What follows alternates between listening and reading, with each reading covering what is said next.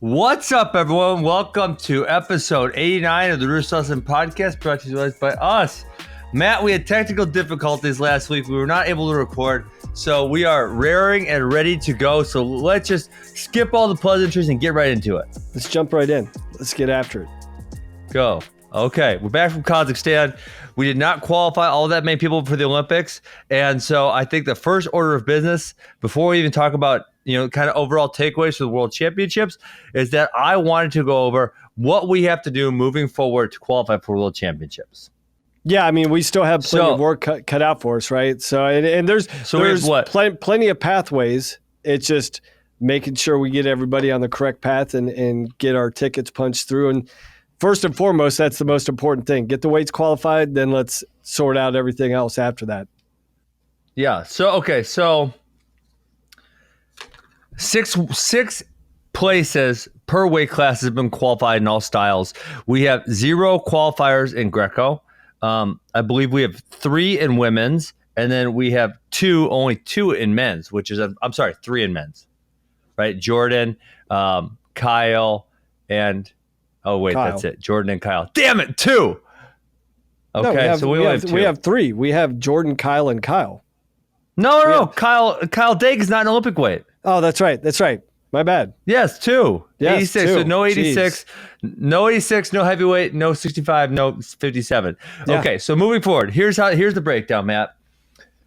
There will be this one kind of threw me off here. It's there's continental qualifiers and there's continental championships. Those are 2 different things. Okay, so that'll throw people off. So it is not the Continental Championship that counts. It is a Continental qualifier, of which there are 4. Of the 4, 2 spots each qualified. So that'll bring us to 14 qualifiers. Okay, so that is the European, the Asian, the American, so Pan Am, and then Oceania and Africa go together. That'll bring us to 14 qualifiers. Then there's a last chance qualifier. That will bring 2 more, which will bring the total of each weight class to 16, which makes all of the spots at the Olympics. Correct. I mean, that's the big distinction going into the Olympic Games. Essentially, in the World Championship years, anybody that wants to participate in the World Championships has entrance into the games. Now, as opposed to the World Champion or the Olympic Championships, there's a hard cap of 16 qualifying spots. And it used to be more, Matt. I believe my bracket was 20. Yeah, they adjusted from, I believe even from 2016. I believe in 2016 we were still at 20, and now they've reduced it down to 16, if I'm correct. Yes. Yeah. So 16. So Matt, I am so researched on this one. I even got our dates for us.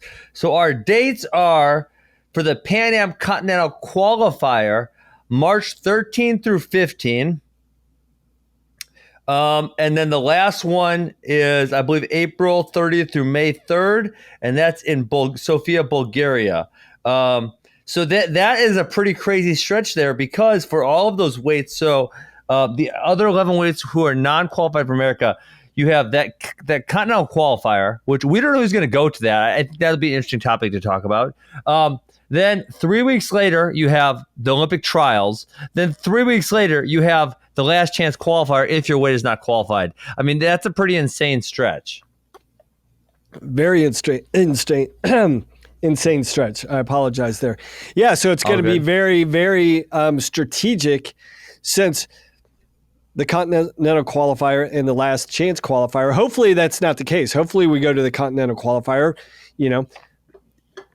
we get it all done. Qualify all 16. Get it all done, and then everybody can turn their attention to the Olympic trials, and then we're set, and then we just focus on the games there in Tokyo.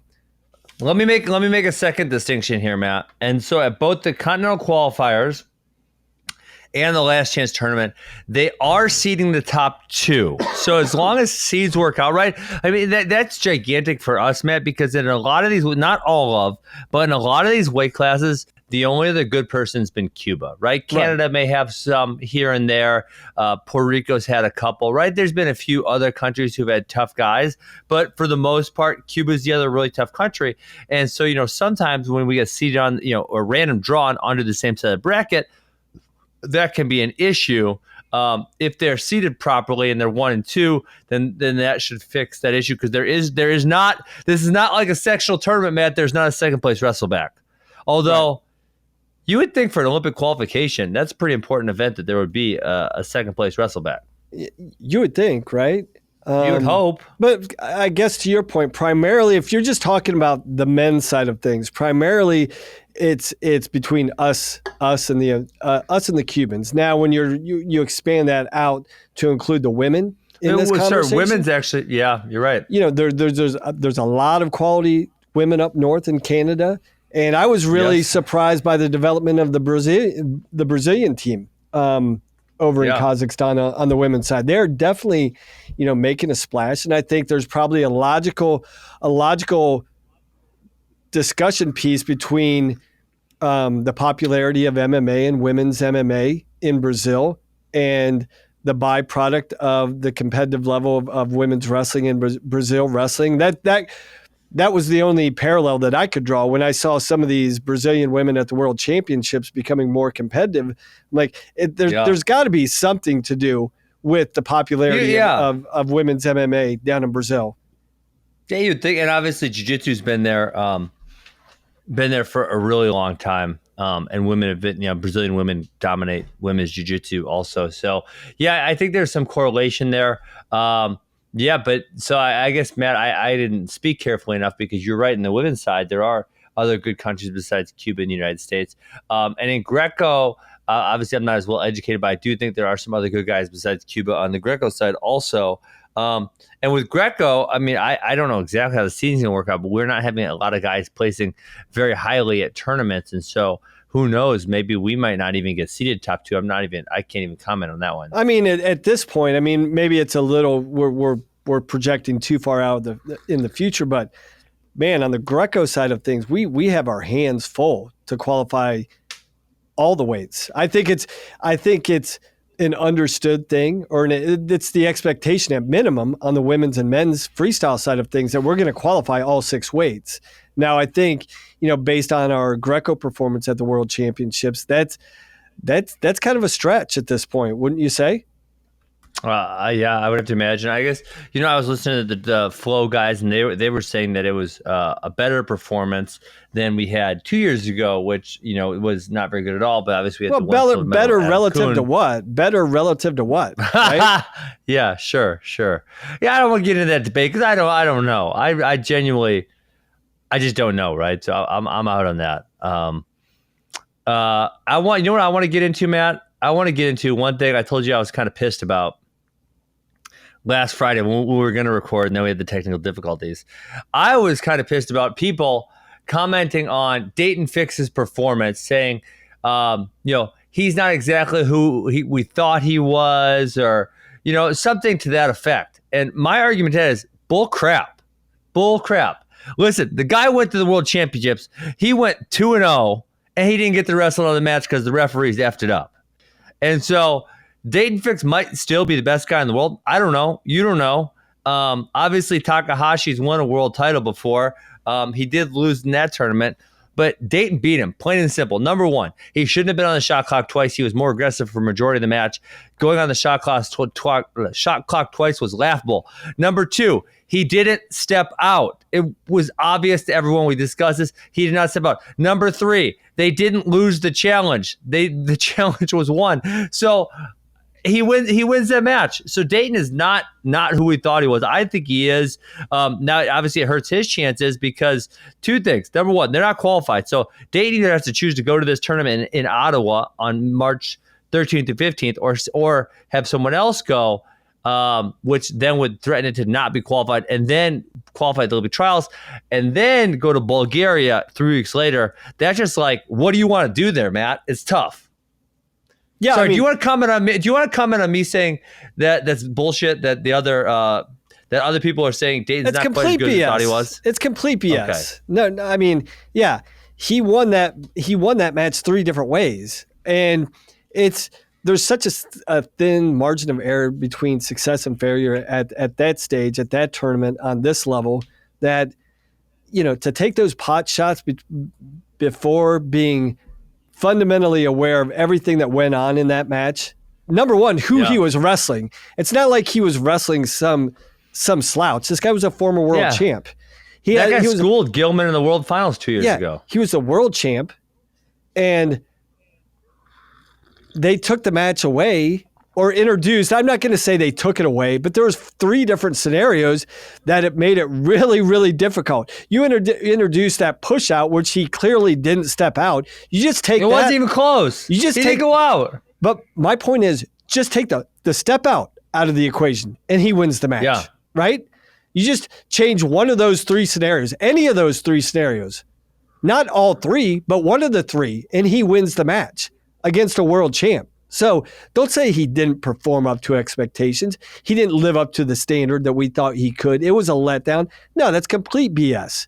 He wrestled his complete freaking butt off, and the rules of the game interfered with the results that should have been had, that he rightfully earned. Yeah, I agree, 100%. So Matt, if you're Dayton Fix, what do you choose to do? I mean, and listen, I don't believe USA Wrestling has set a procedure up about who chooses or who qualifies to go to these tournaments. But if you're Dayton, I got to assume, knowing Dayton's mindset, he's saying, I'm going to Ottawa March 13th to 15th. I'm going to make the weight. I'm going to qualify the weight for the United States. And then I'm going to come back and wrestle in the Olympic trials 3 weeks later. Agreed? Yeah, I mean, this is, I would pose it to you because you've been in this scenario. If you're the number one guy going into an Olympic year, I would want the ball in my court. I wouldn't want to rely on anybody else. I'll leave it to you. I mean, you've been in this exact same situation. If it was up to you, Heske qualified the weight. Yeah, but you made the Olympic team. But if you were that guy, going into 2020 here, what would you want? I would go. Yeah, and there's no way I'm leaving it to anyone else. Absolutely not. Now, based upon that, I am annoyed. I am annoyed in the back of my mind that I got to go do this because someone else hasn't got it done already. Now, would you do this? Now, this is the second layer. Would you do it with a caveat? Like if I'm competing at the end of March, the Olympic trials are 2 weeks later. Should you get a special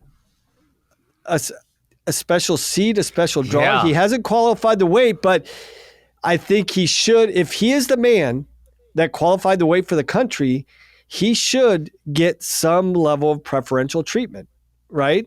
Because he is taking the burden. He is taking the burden of the country, number one, to qualify the weight. Now, some people may say, well, you had your opportunity in Kazakhstan. You didn't get it done. But other people would say, well, no, I'm taking the burden of responsibility, 2 weeks out. I should at least get into the semifinals or something of that nature. If I'm wrestling 2 weeks prior to the Olympic trials and I'm representing the country and I'm qualifying the weight for the country, shouldn't you get some special dispensation for that? Yeah. So I feel like the competitive answer is yes, Matt. But then at the same time, you would only crown 5 of 18 Olympians at State College at the Olympic trials. That would be freaking weird.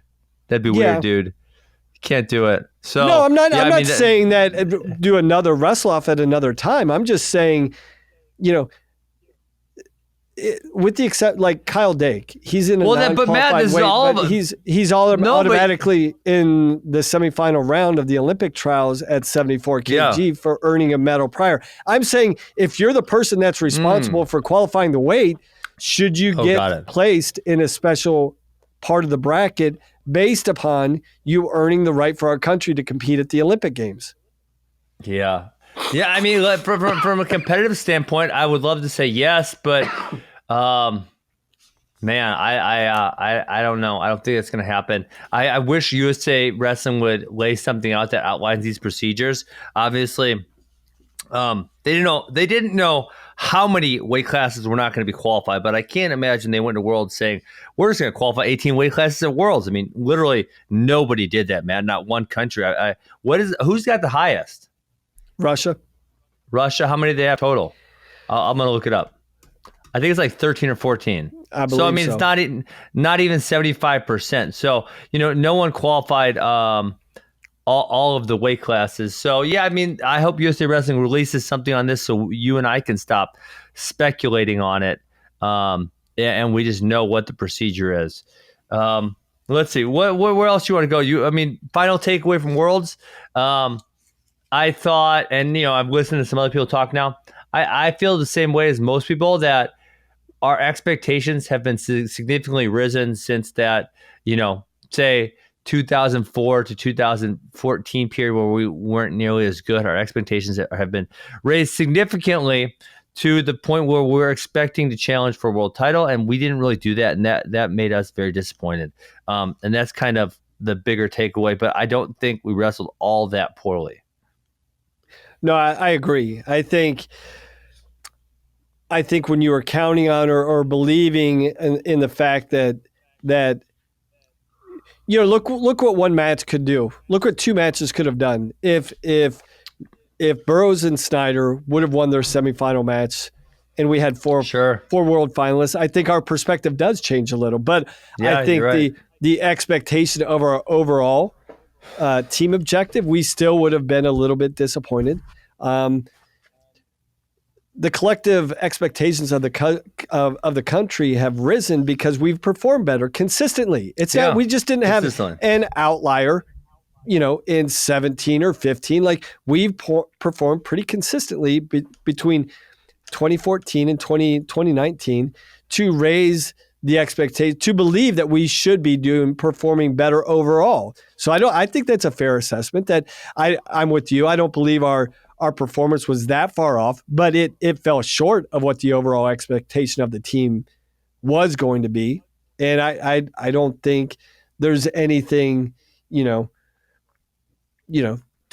argue about that. Now, I think that you're splitting hairs when you start talking about Burroughs and Snyder getting third. I'm like, the way they still medaled, right? And that's really, really difficult. So you're splitting hairs like, oh, we really underperformed at 97 kilograms and 74 kilograms. We didn't do that. So if your gripe is at those two weights, it's unwarranted. If your gripe as far as our performance is overall, men's, women's, Greco, I think, we didn't live up to our expectations that we thought we could. Yeah.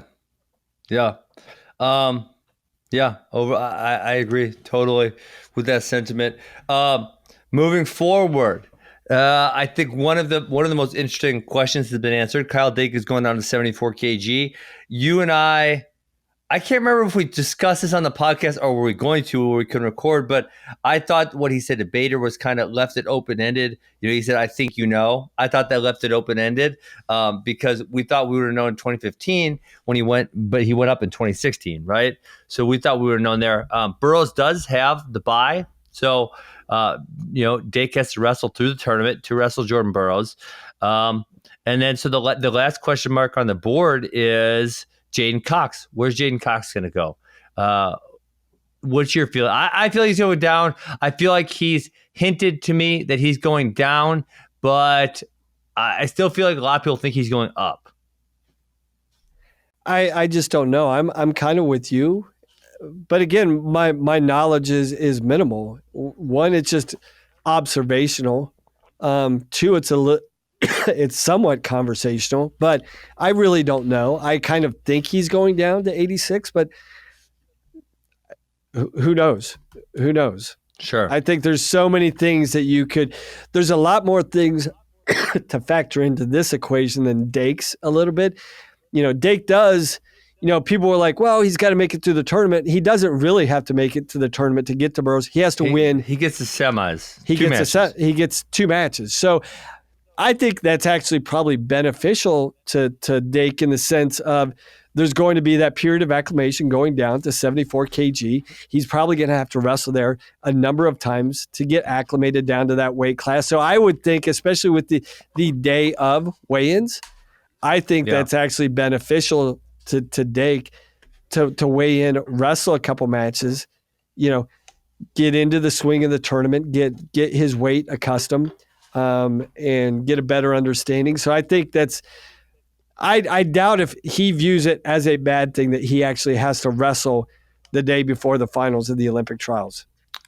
Yeah, I would. Yeah, I'd agree with that. And I never mind to get a few matches in. I obviously when I wrestled in '08, we didn't have the sit out process, or it was very specific. I think you had to win a world title or something to sit out. I don't remember exactly what it was at that exact point in time, but I know I did not sit out at a wrestling tournament. Okay, as far as pound for pound goes, Flo has Sadulayev, Sidakov, Cox, Petrashvili, Burroughs, Dake, Yazdani, Rashidov, Sarifov, Akgul. That's top 10. You know, obviously Sidakov has beaten Chamizo and Burroughs, and that's why he's at number 2. When I look at how J'Den Cox does things the way he does them, man, I got to think that he's not, I'm nitpicking here, but I feel like he's the second best wrestler in the world. I feel like there's an argument for him being the best wrestler in the world. And, although I do think J'Den Cox is going down to 86, I think a matchup with him and Sadulayev is fairly fascinating. Yeah, hopefully it's one of those things, because both of those guys, honestly, their natural weight is probably 92 kg, right? It's not really a catch weight. The catch weight is already there in world championship years, because if you look at Sadulayev, even now, he's definitely filled out in the last 2 years. Yeah. But I wouldn't say he's a full-size 97 kg guy. No. He can make, he can make 92 for sure.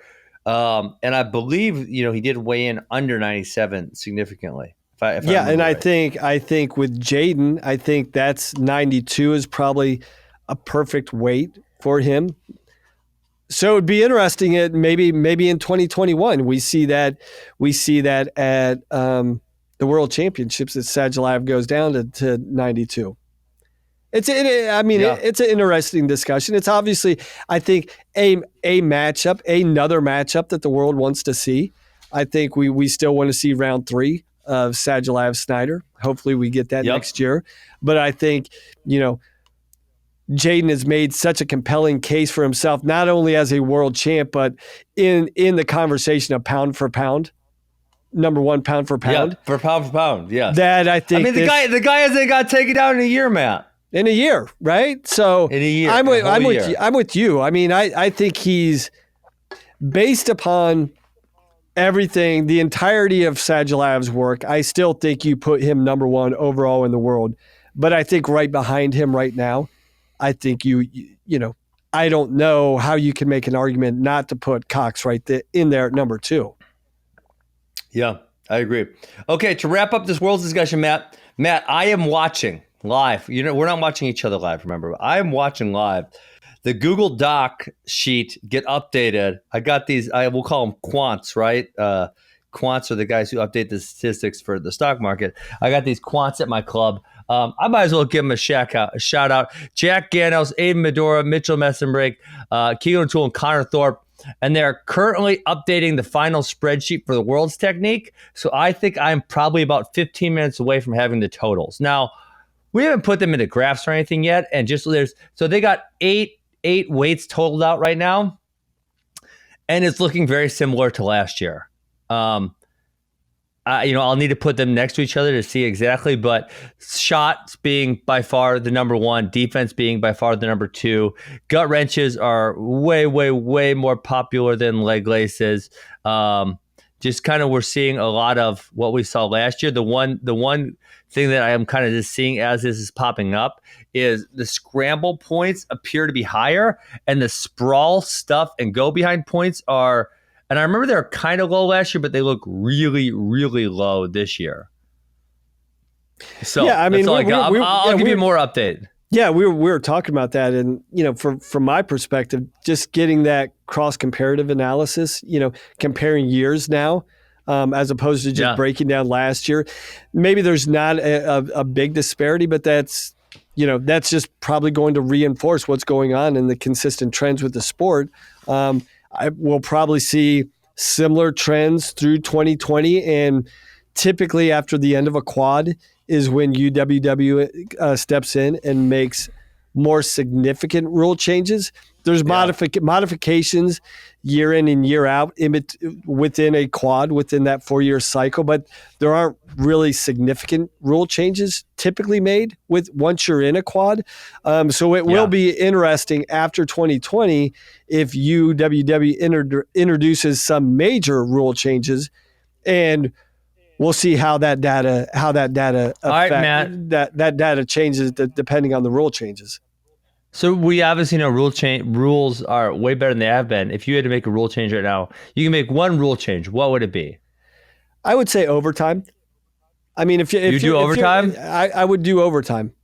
I was listening. I debated this last week. I don't. You know what? I would have said I hated criteria a long time ago. Man, I don't feel like I hate it that much anymore. I don't. Yeah, I think it's one of those things, right, Ben, that you kind of adapt to the rules that are given to you and you wrap your mind around it. I know between 08 and 12, you had the ball grab, right? And people complained about that. It was so bad. But by the end of that quad, right, everybody was getting pretty proficient in it. No, I hated the ball grab at all. at all points in time did I hate the ball grab.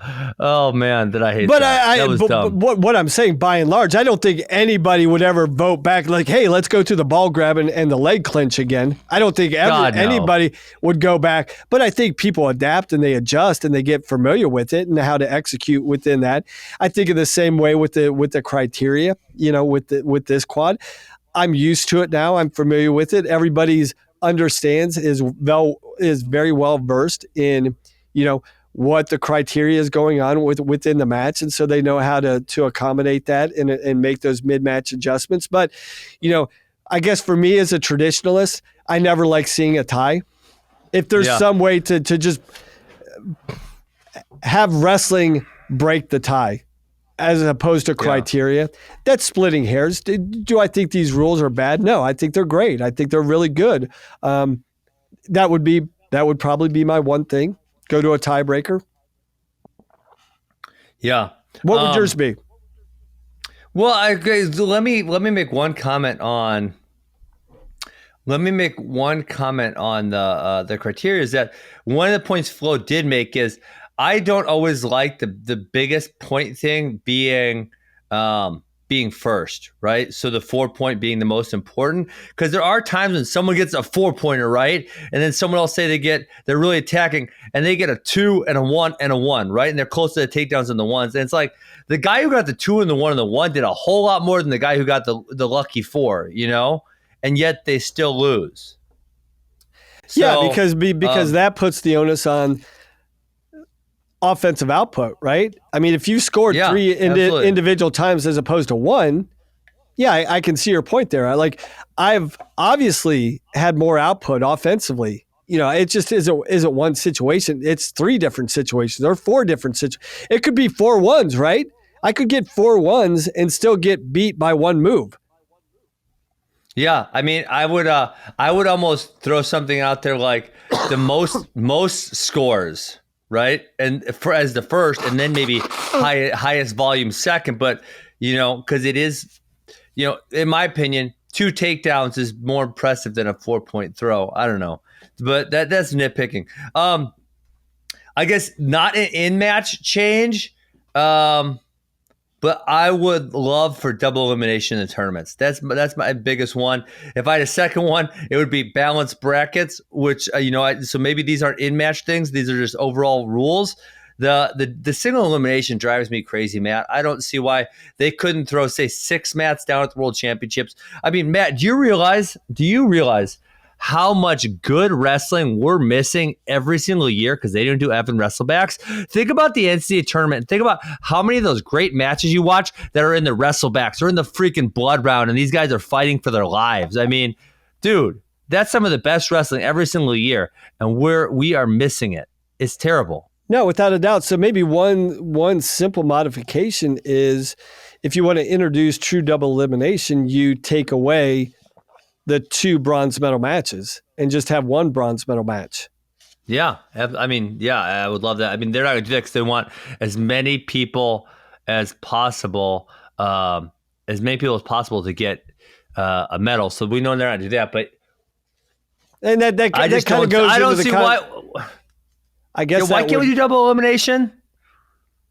Well, because like you said, they want more people to medal. They want more countries to medal or have a more opportunity to medal. Chance, yeah. I guess the other thing they introduced there is if you want to introduce true double elimination, one bronze medal match, maybe does that possibly open the door to introduce more weight classes in, because you're reducing the amount of medals, and therefore could you introduce one or two more weight classes back into the equation? If you're dispersing medals different, like total medals. So we're talking about, what? But if they're still trying to give it to as many countries as possible, that would be the issue, Matt. But I guess that's the way that you would explain it. Is like, well, we're adding in two more weight classes. We're keeping the same medal count. The same medal count is consistent across the board. Yeah. We're just giving you two more weight classes. So we're giving your country more opportunities. Well, but I would think it's all splitting hairs, right? Sure. You would find less countries winning medals because you're not going to have someone sneak in here and there. I mean, that's the unbalanced brackets. That's the non-seeding all the way, right? That's what all those things are based around. Yeah. Okay. Do you mind if I take it off Worlds for a second? No, go ahead. How about, this is right in your hometown, your neck of the woods. They announced that Greg Kerkvliet was not going to redshirt.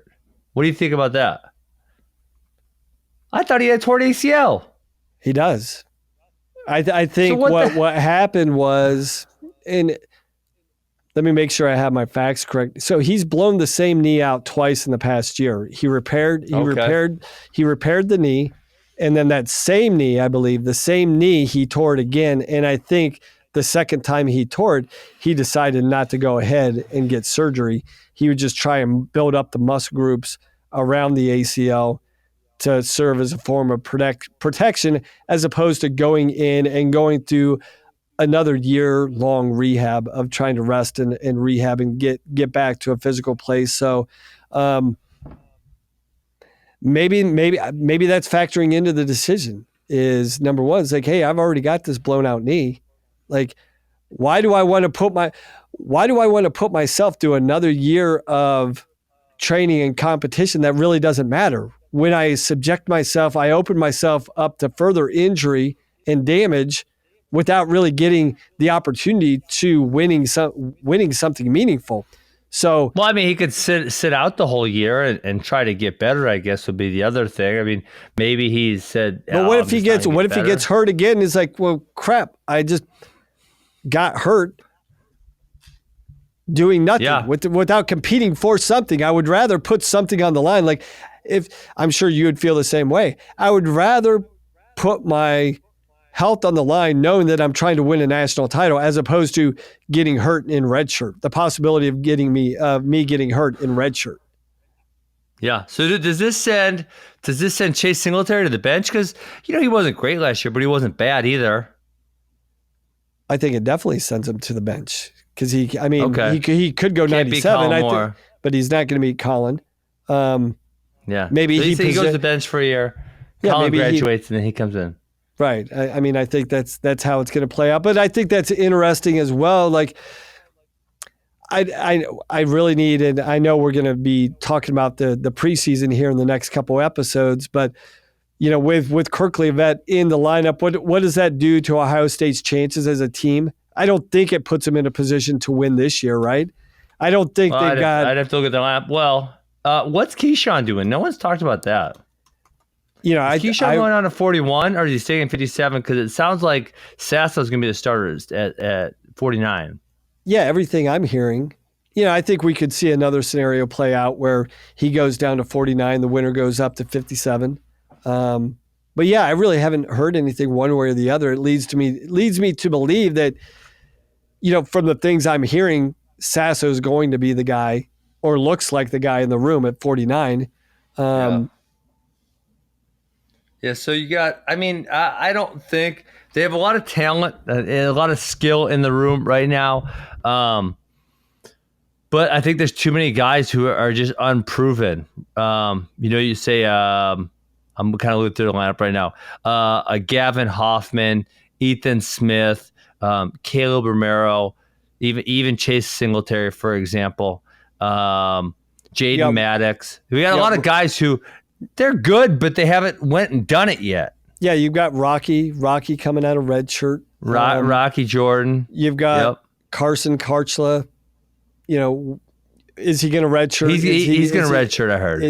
I've heard the same thing, but that leads me to believe, and I think Tom Ryan's always done this, like he's never, if you're the guy, he's put you in there. So it may be the situation right now where Karchla, they think he's going to redshirt, but, that just, once you pull Kerkvliet, that sets the dominoes in motion, right? If you're setting the precedent, well, we're going to wrestle this undersized heavyweight because even as big as he is, he's still only weighing, low 230s. He looks like a house. Like I saw him a couple weeks ago. I'm like, holy heck, this guy's huge. He's really filling out.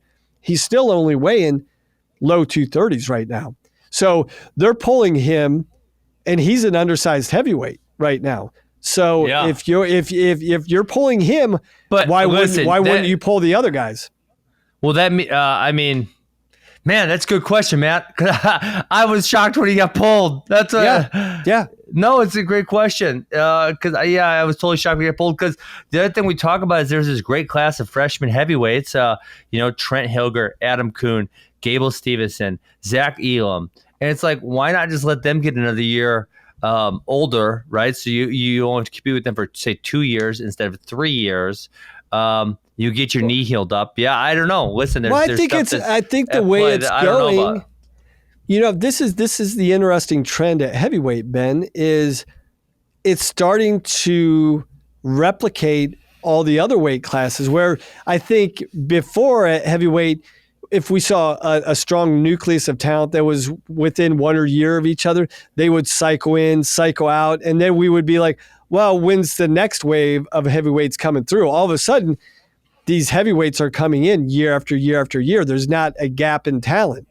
I would debate that. It's been like the last couple of years, but prior to that class, I feel like we had a lull in heavyweights. I'm just saying it's trending in that direction. It's not there. It's not firmly established that there's going to be deep 8 to 10 heavyweights year in and year out. But I think over the course of the last 6 to 8 years, it's trending in that direction where the depth of talent at heavyweight 1 through 10, there's a lot more parity there.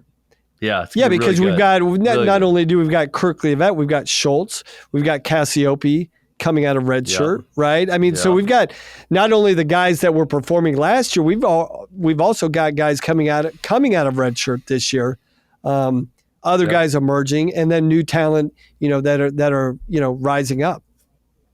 Yeah, I agree totally. Okay, I don't really got anything else too important to talk about, Matt. I would like to mention my Wisconsin Badgers, who I help out with every week. They just got some really big signings. They got Braxton Amos, number 2 kid in the class of 2020. They got Hayden Kopis, who's number 1 heavyweight in 2021's class. So is that saying Joey Zargo from Jersey, right? From Jersey. Yep, from Jersey. Bergen Catholic. Is that where he's from? Yep, exactly. So that's saying that. He's a guy that came out of nowhere, right? He didn't place at the state tournament this year. Then he just, caught fire after that. Ooh, am I thinking of the right kid? I can't comment on that. I know he looked really good at Fargo. I watched him for a few matches, and he looked really tough. So I was impressed with his performance there. Okay, so now with the commitment from the heavyweight to Wisconsin, does that mean that Amos is going to be a 97? Is that the plan for Amos to be a 97 in college? I believe so. I'm not 100% sure, but that's what it would say to me. And then obviously Wisconsin, now bragging on them a little bit, but now with the addition of Seth Grosser this year, Intermat's got them ranked number 3. Flo has them ranked number 5, so it's looking like, if the dominoes fall, they could be pushing towards the trophy finish this year, which for year number 2 of Bono, Reeder, McDonough, man, that's that's a great turnaround for them. I'm super fired up for those guys. I mean, at any time that you always see, and I know this hits more closely to home to you than it does to me. But growing up a native of Wisconsin, you want to see, the institution in your home state excel and thrive and meet the potential that everybody within the border of Wisconsin believes they could be. Like, rewind over a decade ago, and those were the similar feelings everybody thought about Ohio State University, right? What it could Penn truly State. be. Penn State, for God's sake. Penn State, the same way, is like all of a sudden, like these strong traditional, folk style states, scholastically are starting to meet the expectations of the state at the collegiate level. And I think Wisconsin's following closely behind. There's been a lot of expectations about what that state and what that institution could be. Yeah. I would pump the brakes a little bit. I'm excited to see those guys ranked in the top 5, 3rd and 5th, depending on the poll. But, making that ranking a reality at the end of the year is a different reality entirely. There's a lot of things you have to navigate to get to that point where you actually get a team trophy. So it'll be interesting to see. Hopefully they firmly have established themselves as a perennial top 10 team. Now, look at Virginia Tech. Look at how long it took them to actually win. They just got a big recruit. Yeah, but look how long it took them to actually win a team trophy. They had some high-ranked years where they were up there in the dual meet poll and the tournament poll. But for them to actually put everything together at the NCAA tournament, it was similar to NC State, right? NC State. Missouri had the same issue for a while. Right. So I think years ago now. I want to temper people's expectations just because they're ranked 3rd. It's not a given they're going to walk home with some hardware. It would be fantastic if they did. But again, it's a little easier said than done. Navigating through all those channels and all the ups and downs that you have to balance throughout the season. So really excited to see where Wisconsin's at, but also want to, try and, temper people's expectations a little bit. Yeah, I agree. Wait, no, I don't agree. I'm full I'm pedal to the metal, Matt. We're pedal to the metal, throttle down. Let's go. Okay, so that's going to be it for us. Matt will be back this week. And then, hey, I want to say wrestling kind of starts this weekend. We have who's number 1 this weekend? We got Grapple Fall Classic. Next weekend, we got Super 32. So, man, I know we just finished with the World Championships. It feels like the end of last season, but we are we're getting close to having to get going for next season already. Yeah, I mean, there's tons of stuff to talk about, right? I think Journeyman Classic happened this past weekend, right, up in New York. Yes. Yep. So that's kind of the first major preseason. It's going to be followed suit by Super 32 and the like. And we got to jump into college previews, weight class breakdowns, all that fun stuff to get through this. We got a month until the college season starts, so it's not that long. Not that long at all. We got wrestle-offs coming. Yeah, it's awesome. All right, Matt, I will talk to you very soon, I'm sure. Cool. Sounds good, Ben.